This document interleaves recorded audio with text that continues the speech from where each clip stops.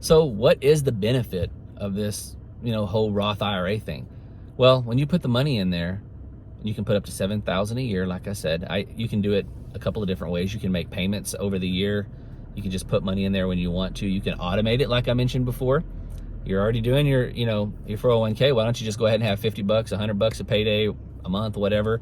Talk to your brokerage account, or you can set it up yourself where you have a certain amount of money that automatically comes from your check into this Roth IRA. Wouldn't that be cool? Anyway, you can also do a lump sum. If you save up your money all year, that's what I like to do, is save my money up all year. And if I can afford to contribute to my Roth IRA, that's what I do.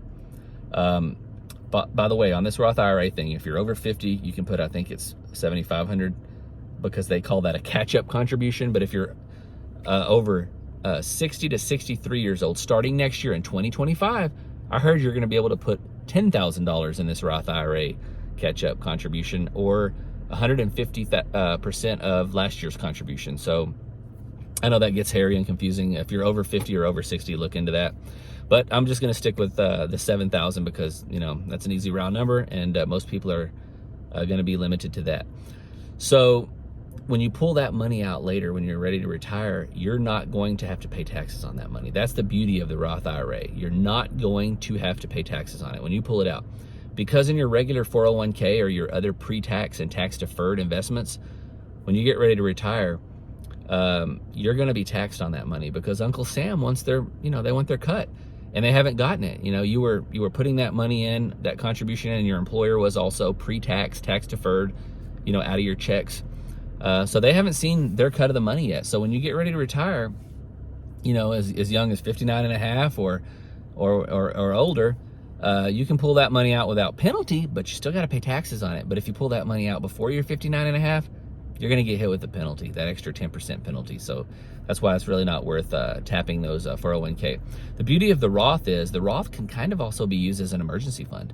You can pull out your contributions, anytime, tax penalty free. Now, the gains on that money, no, you can't pull that out tax and penalty free until you're 59 and a half. But I mean, you're putting in that $7,000 a year. So, I mean, that technically could be your emergency fund, though I like to keep those buckets separate.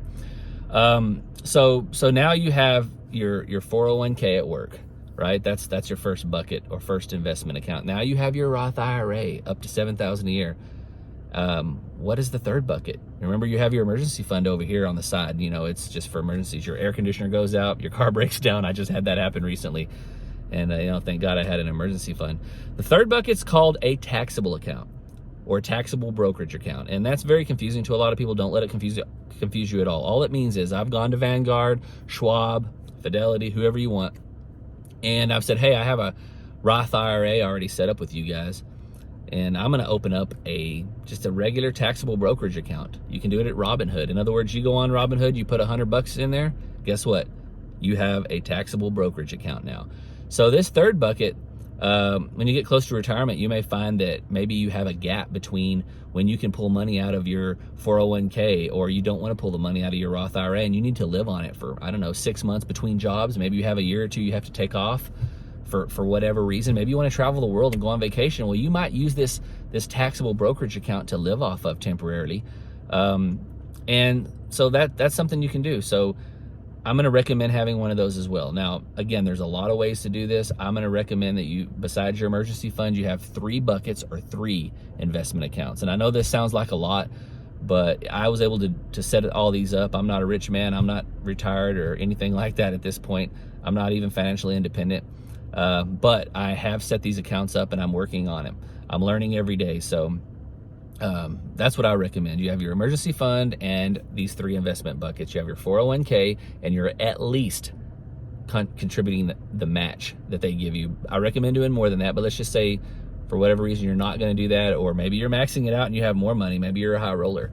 So then you also have your Roth IRA, and you're contributing up to $7,000 a year in your Roth IRA, and that's tax-free money that you're going to be able to pull out.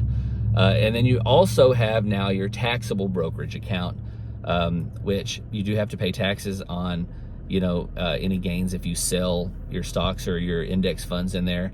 But that money is there in case you need it. That can also be considered your emergency fund. A lot of people do that. Instead of having $10,000 in this checking or savings account as your emergency fund. Hey, I'm going to go to Vanguard.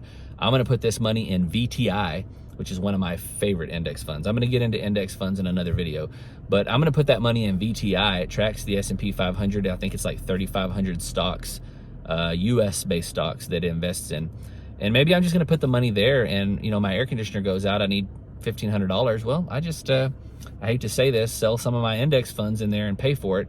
Of course, if I have some gains, I'll have to pay a little bit of, you know, tax on that. But what a wonderful feeling to know that you've got your emergency fund and you've got your 3 investment accounts or 3 buckets to invest in now. Your 401k, your Roth IRA, and now your taxable brokerage account.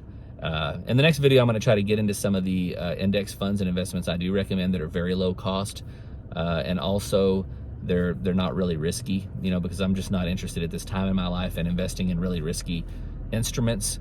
You know, so you want to spread that risk out with these index funds. But anyway, thank you so much for watching. If you have any comments, if you have any tips, if you have anything you can teach me, suggestions on my videos, please put it down in the comments. I just started this a few days ago, and if anything's confusing, please let me know as well. And y'all have a great Sunday. Thanks.